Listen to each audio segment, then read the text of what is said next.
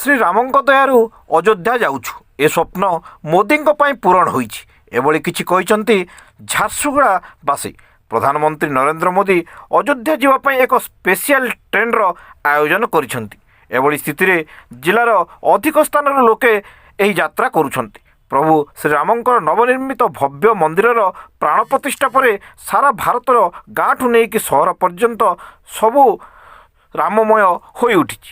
ଆଜି ଝାରସୁଗୁଡ଼ା ଜିଲ୍ଲାରୁ ଶତାଧିକ ଲୋକେ ଶ୍ରୀରାମଙ୍କର ଦର୍ଶନ ପାଇଁ ଯାଉଛନ୍ତି। ଏହି ତୀର୍ଥଯାତ୍ରାରେ ଝାରସୁଗୁଡ଼ା ଜିଲ୍ଲାର ପ୍ରେମସେନ ରାୟଙ୍କ ନେତୃତ୍ୱରେ ଶତାଧିକ ଲୋକେ ଯାଉଥିବା ବେଳେ ବ୍ରଜରାଜନଗର ନିର୍ବାଚନ ମଣ୍ଡଳୀରୁ ବିନୟ ଜୟସ୍ୱାଳଙ୍କ ନେତୃତ୍ୱରେ ଶତାଧିକ ଲୋକେ ଏହି ତୀର୍ଥଯାତ୍ରାରେ ଯାଉଛନ୍ତି।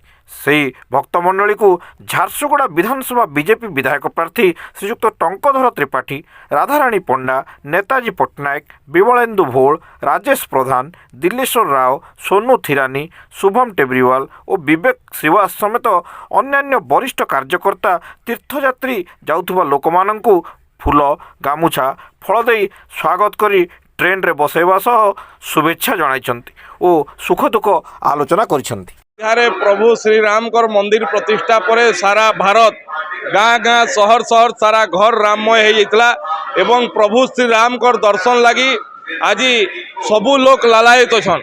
आज मुझे धन्यवाद अर्पण करबी प्रधानमंत्री नरेंद्र मोदी के जहाँकर आज दिग्दर्शन रे आज स्वतंत्र भाव ट्रेन चलीचे एवं झारसुगुड़ावासी अनेक लोग आज संबलपुर झारसुगुड़ार सुंदरगढ़ समस्ते आज प्रभु श्रीराम दर्शन लगी जाऊन। यहाँ बहुत सौभाग्यर कथा है जेन मैंने जाऊन बहुत सौभाग्यशाली आओ तांकर माध्यम रे आज आम इने विदाय देवार लगे आसीथु जेन मैंने राम मंदिर के जाऊन तांके शुभेच्छा जनाबार लगे आसीथु एवं प्रभु श्रीराम आशीर्वाद नहीं आसवे झारसुगुड़ार मंगल कामना करी सुरक्षित झारसुगुड़ा लगी सुंदर झारसुगुड़ा लगी परिवारवाद मुक्त झारसुगुड़ा लगी आशीर्वाद नहीं आसवे कह आशा करूँ।